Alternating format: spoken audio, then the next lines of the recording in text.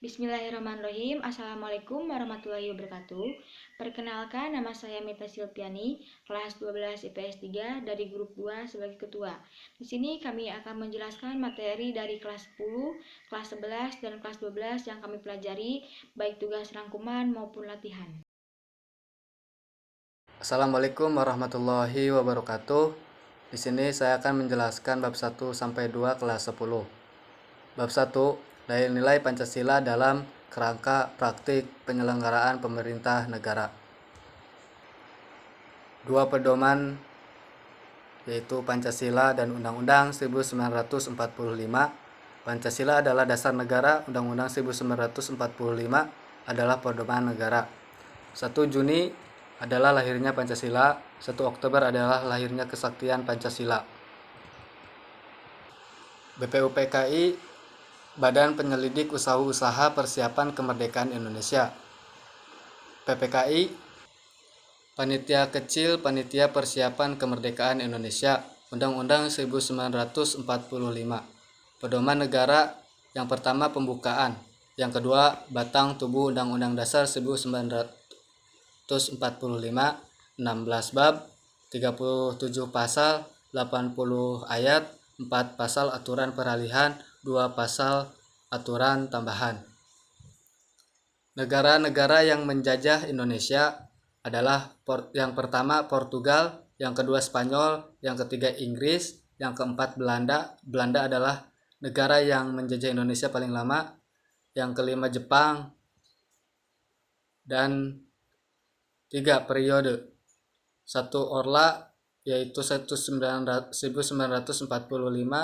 sampai 1966. 2 Orba, 1966 sampai 1998. Yang ketiga Reformasi 1998 sampai sekarang. Dasar negara yaitu IR Soekarno, Muhammad Yamin, dan Mr. Supomo. Makna yang terkandung dalam makna sila ke-1 yaitu saling menghormati kebebasan menjalankan ibadah sesuai dengan agama dan kepercayaan. Tidak memaksakan sesuatu agama dan kepercayaan kepada orang lain. Makna sila kedua yaitu saling mencintai sesama manusia, tidak semena-mena terhadap orang lain. Makna sila ketiga yaitu cinta tanah air dan bangsa, dan rela berkorban untuk kepentingan bangsa dan negara. Makna sila keempat yaitu tidak memaksakan kehendak kepada orang lain, dan memusyawarah dilakukan dengan akal sehat. Makna sila kelima yaitu suka bekerja keras dan harus bersikap adil. Lambang dari setiap sila ke-1 ialah bintang, kedua rantai, ketiga pohon beringin, keempat kepala banting, dan kelima padi kapas. Bab 2, yang pertama wilayah negara Indonesia diatur dalam pasal 25A Undang-Undang Negara Republik Indonesia tahun 1945. Berdasarkan ketentuan pasal 25A, negara Indonesia merupakan negara kepulauan yang bercirikan Nusantara. Yang kedua, warga negara dan penduduk Indonesia diatur dalam pasal 26 Undang-Undang Dasar Republik Indonesia tahun 1945. Yang tinggal di wilayah Indonesia, sedangkan yang menjadi warga negara Indonesia adalah orang-orang Indonesia asli dan orang asing yang disahkan menjadi warga negara Indonesia. Yang ketiga ialah kemerdekaan beragama di Indonesia diatur dalam pasal 28E, pasal 1 dan pasal 29 ayat 2 Undang-Undang Negara Republik Indonesia tahun 1945. Kemerdekaan beragama merupakan hak setiap warga negara untuk memeluk dan beribadah sesuai dengan agama dan kepercayaan yang diyakininya.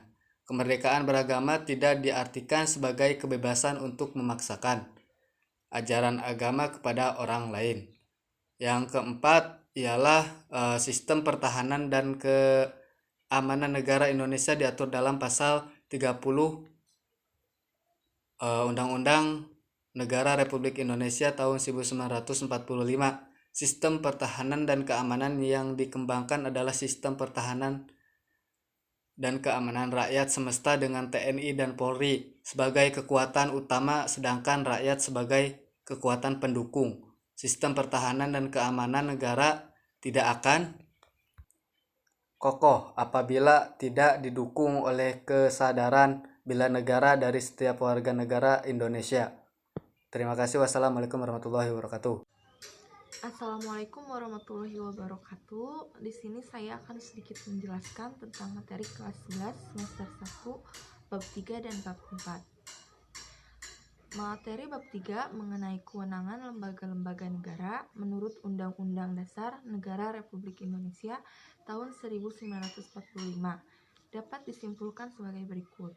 Sistem politik dapat diartikan sebagai keseluruhan kegiatan politik di dalam negara atau masyarakat berupa proses alokasi nilai-nilai dasar kepada masyarakat dan menunjukkan pada hubungan yang fungsional di antara kegiatan-kegiatan politik tersebut. Suprastruktur politik merupakan gambaran pemerintah dalam artian luas yang terdiri atas lembaga-lembaga negara yang tugas dan peranannya diatur dalam konstitusi negara atau peraturan perundang-undangan lainnya. Infrastruktur politik adalah kelompok-kelompok kekuatan politik dalam masyarakat yang turut berpartisipasi secara aktif. Kelompok-kelompok tersebut dapat berperan menjadi pelaku politik tidak formal untuk turut serta dalam membentuk kebijakan negara. Tata kelola pemerintahan yang baik merupakan bentuk pengelolaan negara dalam masyarakat yang bersandar pada stakeholder. Pemerintahan dan masyarakat duduk bersama untuk membicarakan masalah-masalah yang dihadapi bersama dan sekaligus merencanakan bersama apa yang mau dilakukan dan hendak dikerjakan di masa mendatang.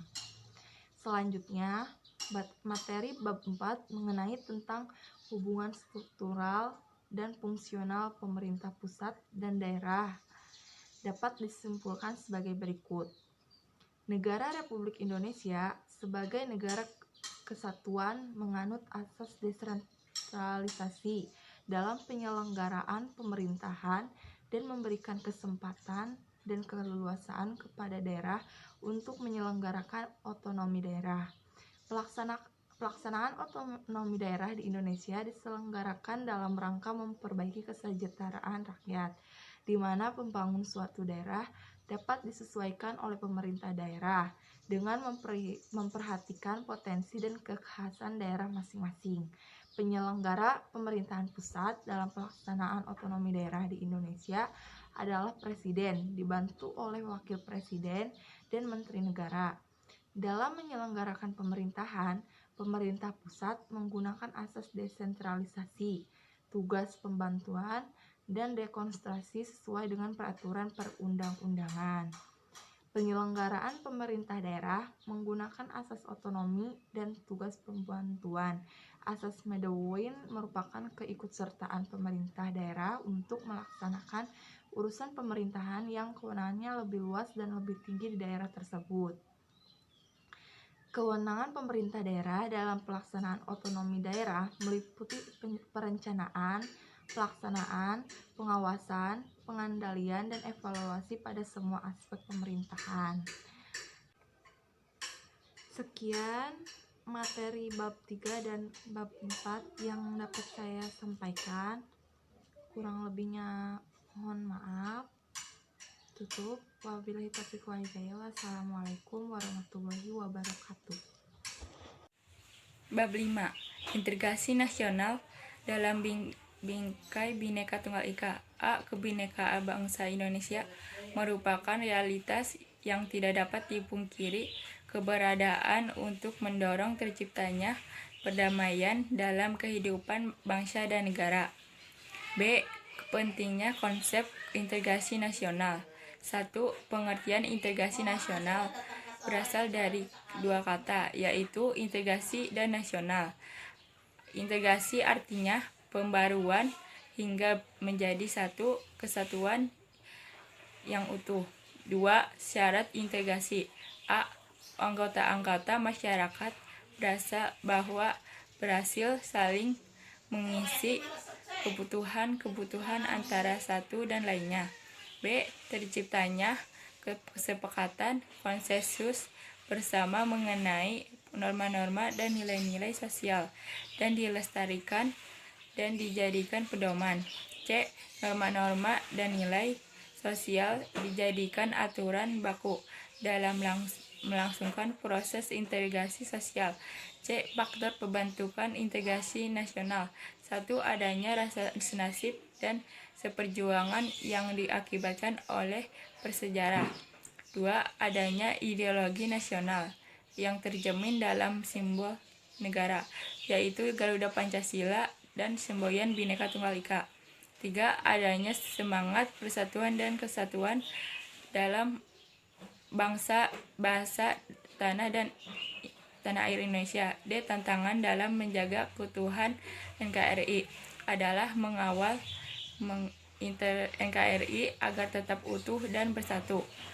E. Peran serta warga negara. Persatuan dan kesatuan bangsa. 1. Kesadaran warga negara mempunyai kesadaran melestarikan bangsa. 2. Bela negara merupakan hak kewajiban membela serta mempertahankan kemerdekaan dan kedaulatan negara. 3. Dasar hukum bela negara. Kitab MPR nomor 4 tahun 1973. Undang-Undang Republik Indonesia nomor 29 tahun 1954. Undang-Undang Republik Indonesia nomor 20 tahun 1982. TAP MPR nomor 4 tahun 2000. 4. Ketersediaan warga negara untuk melakukan bela negara. Bab 6. Ancaman terhadap negara dalam bingkai Bhinneka Tunggal Ika. A. Ancaman terhadap integrasi nasional. 1. Ancaman di bidang militer. 2. Ancaman di bidang non-militer. B. Ancaman di bidang koleksos Budhamkam. 1. Ancaman di bidang ideologi, menolak dengan tegas paham dan komunis dan jenius. 2. Ancaman di bidang politik, dapat sumber dari dalam negeri maupun luar negeri.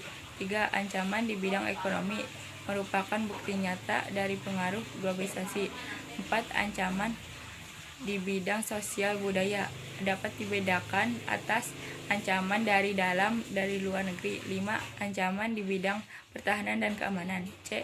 Peran serta masyarakat untuk mengatasi berbagai ancaman dalam membangun integrasi nasional, membangun kesadaran berbangsa dan bernegara pada generasi muda merupakan hal penting karena generasi muda merupakan penerus bangsa dan tidak dapat dipisahkan dari perjalanan panjang bangsa ini.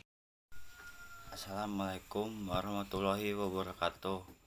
Di sini saya akan menjelaskan rangkuman dan tugas-tugas kelas 10 bab 7 tentang wawasan Nusantara dalam konteks Negara Kesatuan Republik Indonesia. Pengertian wawasan Nusantara. Wawasan adalah pandangan, penglihatan, tinjauan, dan tanggapan indrawi. Nusantara adalah kepulauan yang terletak di antara dua benua, yaitu benua Asia dan benua Australia, dan terletak di antara dua samudra, yaitu Samudra Pasifik dan Samudra Hindia. Wawasan Nusantara mencakup semua aspek kehidupan yang utuh sehingga tidak dapat dipisah-pisahkan sesuai kepentingannya.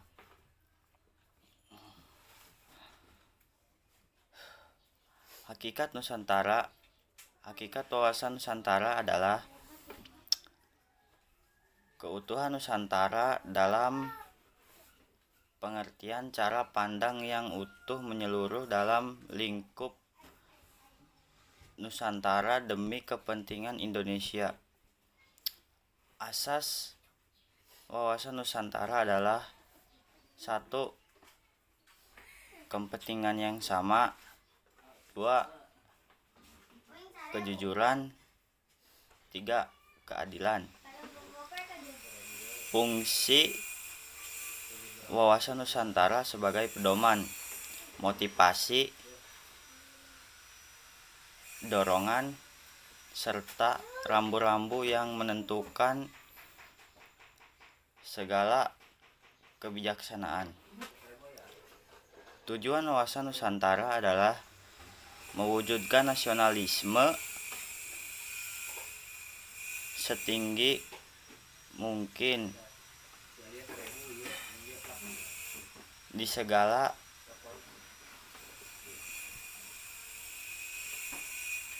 rakyat Indonesia, kelompok golongan, suku bangsa atau daerah. Aspek-aspek Trigatra dan Pancagatra. Aspek Trigatra adalah 1. Keadaan dan kemampuan penduduk. 2. Keadaan dan kekayaan alam. Aspek-aspek Pancagatra adalah 1. Ideologi. 2. Politik. 3. Ekonomi.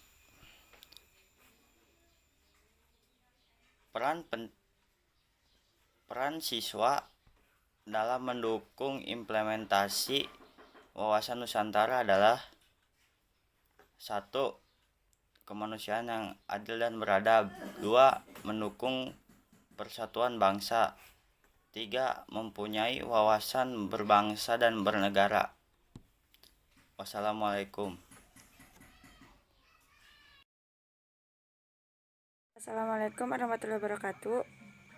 Di sini saya akan menjelaskan rangkuman dan tugas-tugas bab 1 kelas 11. Bab 1 harmonisasi hak dan kewajiban asasi manusia dalam perspektif Pancasila. 1. Makna dari konsep hak asasi manusia. Hak asasi manusia merupakan hak yang dimiliki oleh manusia, yaitu tidak dapat dilanggar dan dipisahkan. Untuk dapat memahami pengertian hak asasi manusia, ada baiknya kalian perhatikan fakta dengan seksama. Orang dilarang menghilangkan nyawa orang lain atau nyawanya sendiri. Tidak ada satu bangsa pun di dunia yang rela bangsanya dijajah bangsa lain. Tiada seorang manusia pun yang hidup sengsara. Ciri-ciri kasus HAM. 1.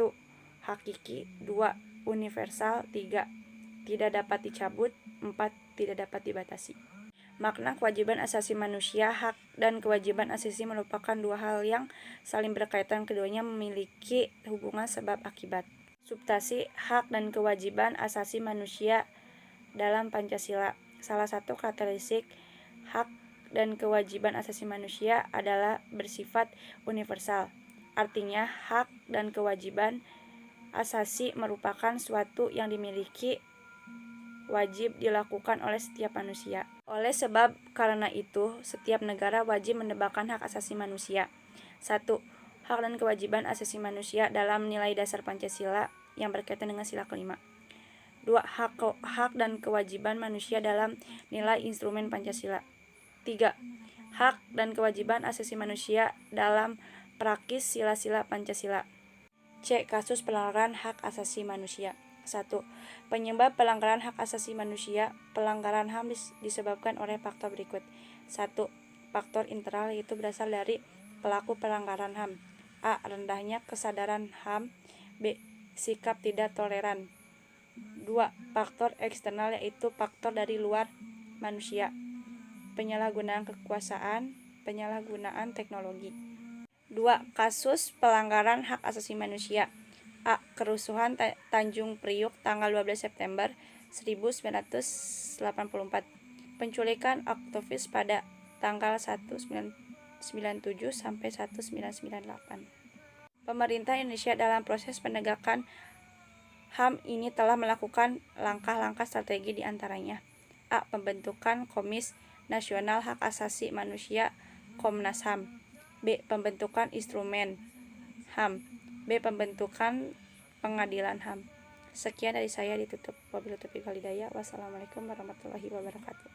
Assalamualaikum warahmatullahi wabarakatuh. Saya di sini akan menjelaskan rangkuman dan tugas-tugas kelas 11, bab 2 dan bab 3. Bab 2. Sistem dan dinamika demokrasi Pancasila. Demokrasi Pancasila merupakan demokrasi yang didasarkan pada sila-sila Pancasila. Hakikat demokrasi Pancasila adalah sila keempat. Makna demokrasi secara harfiah yaitu demos yang artinya rakyat dan kratos artinya pemerintahan. Sehingga demokrasi dapat diartikan sebagai pemerintahan rakyat. Menurut Abraham Lincoln, yaitu dari rakyat, oleh rakyat, untuk rakyat. Klasifikasi demokrasi berdasarkan titik berat perhatian, yaitu demokrasi formal, demokrasi material, dan demokrasi gabungan. Berdasarkan ideologi, yaitu demokrasi konstitusional dan demokrasi rakyat. Berdasarkan proses penyaluran kehendak rakyat, yaitu demokrasi langsung dan demokrasi tidak langsung. Prinsip-prinsip demokrasi yaitu menyelesaikan perselisihan dengan damai dan secara melembaga. 2. Menjamin tegaknya keadilan. 3. Menyelenggarakan pergantian pemimpin secara teratur. Nilai demokrasi Pancasila: 1. Persamaan bagi seluruh rakyat Indonesia. 2. Mewujudkan rasa keadilan sosial. 3. Menjunjung tinggi tujuan dan cita-cita nasional. Bab 3. Sistem hukum dan peradilan di Indonesia. Sistem adalah bagian-bagian atau komponen yang satu dengan yang lain yang saling berkaitan. Hukum adalah aturan. 3 ahli yang mendeskripsikan tentang hukum. 1. Menurut Immanuel Kant, hukum adalah keseluruhan aturan yang dapat menjaga kehendak bebas dari orang lain. 2. Menurut Plato, hukum adalah seperangkat peraturan-peraturan yang tersusun secara baik serta teratur yang sifatnya mengikat hakim dan masyarakat. 3. Menurut Prof. Dr. Van Kant, hukum adalah keseluruhan peraturan hidup yang bersifat memaksa dan tujuannya untuk melindungi kepentingan manusia di dalam masyarakat suatu negara. Hukum itu pada hakikatnya merupakan pagar pembatas agar kehidupan manusia aman dan damai. Penggolongan hukum: 1. Berdasarkan sumbernya, yaitu 1. Hukum undang-undang, 2. Hukum kebiasaan, 3. Hukum traktat, 4. Hukum jurisprudensi. 2. Berdasarkan tempat berlakunya, yaitu 1. Hukum nasional, 2. Hukum internasional, 3. Hukum asing, 4. Hukum gereja. 3. Berdasarkan bentuknya, yaitu 1. Hukum tertulis, 2. Hukum tidak tertulis. 4. Berdasarkan waktu berlakunya, yaitu 1. Ius constitutum dan ius constituendum. 5. Berdasarkan sifatnya, yaitu 1. Hukum yang memaksa, 2. Hukum yang mengatur. 6. Berdasarkan wujudnya, yaitu 1. Hukum subjektif, 2. Hukum objektif. 7. Berdasarkan isinya, yaitu 1. Hukum publik dan 2. Hukum privat. 8. Berdasarkan cara mempertahankannya, yaitu 1. Hukum material, 2. Hukum formal. Perangkat lembaga peradilan: 1. Peradilan umum dilaksanakan oleh pengadilan negeri dan pengadilan tinggi. 2. Peradilan agama dilaksanakan oleh pengadilan agama dan pengadilan tinggi agama. 3. Peradilan militer. 4. Peradilan tata usaha negara dilaksanakan oleh pengadilan usaha negara dan pengadilan tinggi tata usaha negara. Tingkat lembaga peradilan: 1. Pengadilan tingkat pertama, 2. Pengadilan tingkat kedua, 3. Kasasi oleh Mahkamah Agung. Sekian dari saya, kurang lebihnya mohon maaf. Ditutup. Billahi taufiq wal hidayah. Wassalamualaikum warahmatullahi wabarakatuh. Assalamualaikum warahmatullahi wabarakatuh. Untuk materi di bab 4, yaitu tentang dinamika peran Indonesia dalam perdamaian dunia, dapat diartikan sebagai hubungan yang bersifat global yang meliputi semua hubungan yang terjadi dengan memerhatikan batas-batas ketatanegaraan. peran Indonesia dalam menciptakan perdamaian dunia melalui organisasi internasional, yaitu peran Indonesia dalam PBB, peran Indonesia dalam ASEAN, dan peran Indonesia dalam gerakan non-blok. Untuk penugasan di bab ini, yaitu definisi hubungan internasional menurut para ahli, halaman 121. Yang pertama, menurut Anonymous, ialah suatu fenomena atau sebagai objek disiplin ilmu. Yang kedua, menurut Dr. Hilman Adi, ialah subjek yang paling utama dalam membahas hubungan politik antar negara. Dan yang ketiga, menurut George Kennan, lebih berprinsip pada tingkah laku masyarakat. Untuk penugasan selanjutnya di halaman 125, ancaman-ancaman negara Republik Indonesia. Yang pertama di bidang politik, yang kedua di bidang ekonomi, yang ketiga di bidang sosial budaya, dan yang keempat di bidang pertahanan dan keamanan. Untuk bab selanjutnya yaitu bab 5 tentang mewaspadai ancaman terhadap kedudukan Negara Kesatuan Republik Indonesia. Ancaman merupakan suatu hal yang dapat mengubah kebijakan yang dilaksanakan secara konsepsional, kriminal, dan politik. Jenis-jenis ancaman yaitu ancaman militer dan ancaman non-militer. Posisi silang negara Indonesia tidak hanya meliputi aspek kewilayahan saja, tetapi meliputi aspek kehidupan sosial. Seperti yang pertama, ideologi negara Indonesia di antara komunisme dan liberalisme. Yang kedua, masyarakat Indonesia berada di antara masyarakat sosialis di utara dan masyarakat individualis di selatan. Assalamualaikum warahmatullahi wabarakatuh. Untuk materi bab 6 tentang memperkukuh persatuan dan kesatuan bangsa dalam Negara Kesatuan Republik Indonesia. A. Persatuan secara sederhana berarti gabungan atau ikatan, kumpulan, dan sebagainya dari beberapa bagian menjadi sesuatu yang utuh. B. Wawasan Nusantara adalah cara pandang dan sikap bangsa Indonesia terhadap diri dan lingkungannya dan mengutamakan persatuan dan kesatuan bangsa. C. Negara Indonesia adalah negara kesatuan Republik Indonesia. Kesatuan berbentuk republik yang wilayahnya merupakan kesatuan dari ribuan pulau. D. Ada 3 faktor yang dapat memperkuat persatuan dan kesatuan dalam Negara Kesatuan Republik Indonesia. E. Menjaga keutuhan Negara Kesatuan Republik Indonesia merupakan salah satu kewajiban dari setiap warga negara Indonesia. Assalamualaikum warahmatullahi wabarakatuh. Di sini saya akan menjelaskan rangkuman PPKN kelas 12 bab 1 dan bab 2. Bab 1. Kasus-kasus pelanggaran hak dan pengingkaran kewajiban warga negara serta substansi hak dan kewajiban warga negara dalam Pancasila. A. Makna dan kewajiban warga negara Indonesia. 1. Hak. Hak merupakan sesuatu hal yang dapat diperoleh dan didapatkan. 2. HAM. HAM yang melekat pada diri setiap pribadi, diri manusia. 3. Hak warga negara. B. Substansi hak dan kewajiban warga negara dalam Pancasila. 1. Pancasila merupakan ideologi yang mengedepankan nilai-nilai kemanusiaan. 2. Nilai dasar berkaitan dengan hakikat kelima Pancasila. 3. Nilai dasar tersebut bersifat universal. 2. Hak dan kewajiban hak asasi manusia dalam nilai Pancasila. 1. Nilai dasar. 2. Nilai instrumental. 3. Nilai praktis. C. Pelanggaran hak dan pengingkaran kewajiban warga negara. 1. Faktor yang menyebabkan hak dan pengingkaran warga negara. 1. Sikap egois dan terlalu mementingkan diri sendiri. 2. Sikap tidak toleran. 3. Rendahnya kesadaran berbangsa dan bernegara. 2. Pelanggaran terhadap hak warga negara bisa kita lihat dari kondisi saat ini terjadi. 3. Kasus pelanggaran warga negara.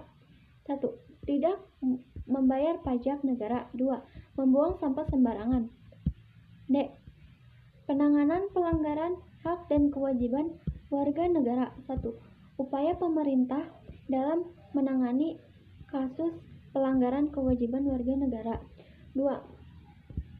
Membangun partisipasi masyarakat. Adapun tugas latihan. 1.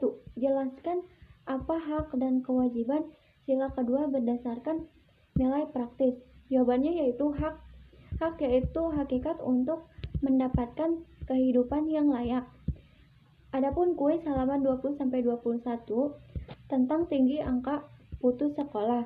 Jadi kendala wajib belajar 12 tahun yang menyebabkan putusnya sekolah itu karena perekonomian. Tugas ketiga. Bagaimana apakah bila Pancasila diubah di era sekarang ini?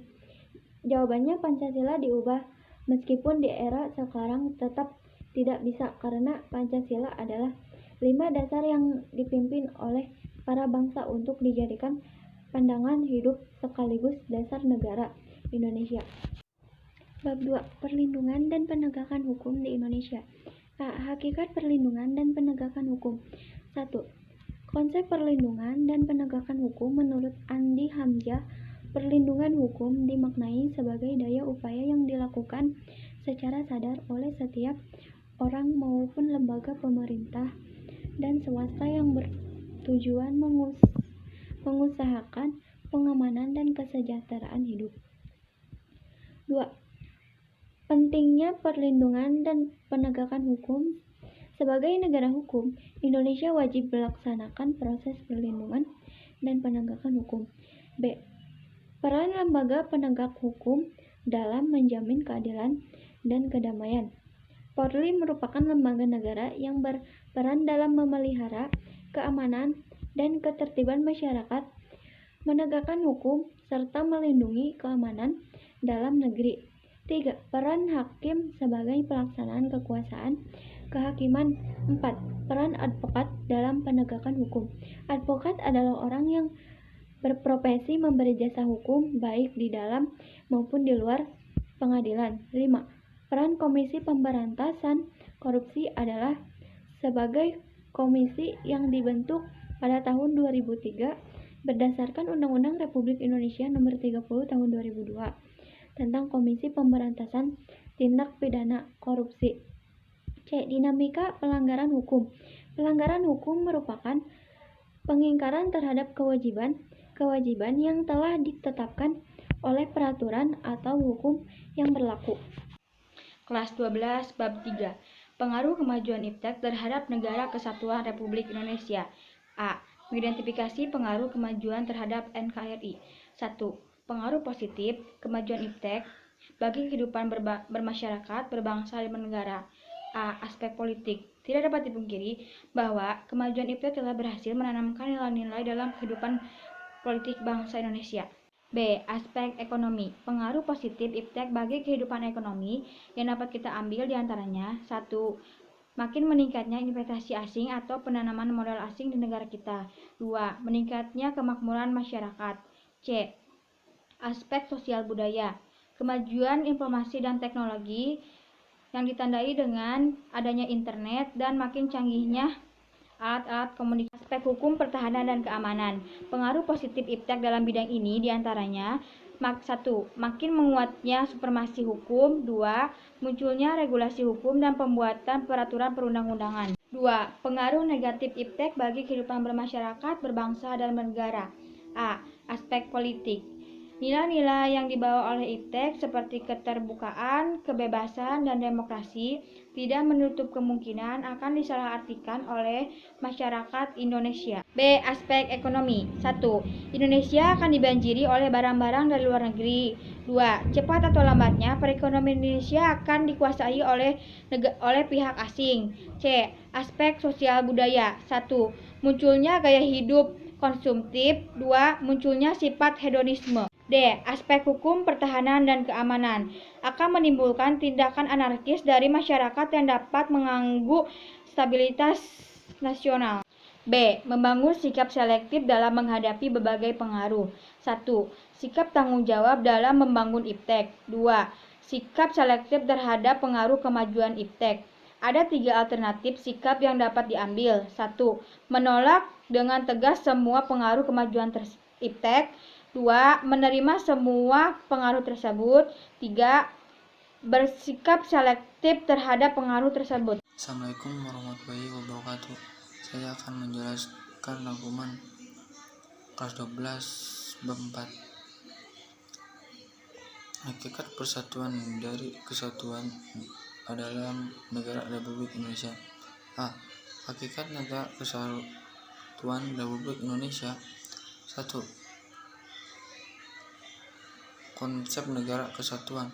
Negara kesatuan sering disebut unity, yaitu negara tunggal yang satu negara, satu pemerintah, satu kepala negara yang berlaku bagi seluruh wilayah negara. 2. Garansi negara kesatuan Republik Indonesia. B. Persatuan dan kesatuan bangsa Indonesia. 1. Masa Revolusi Kemerdekaan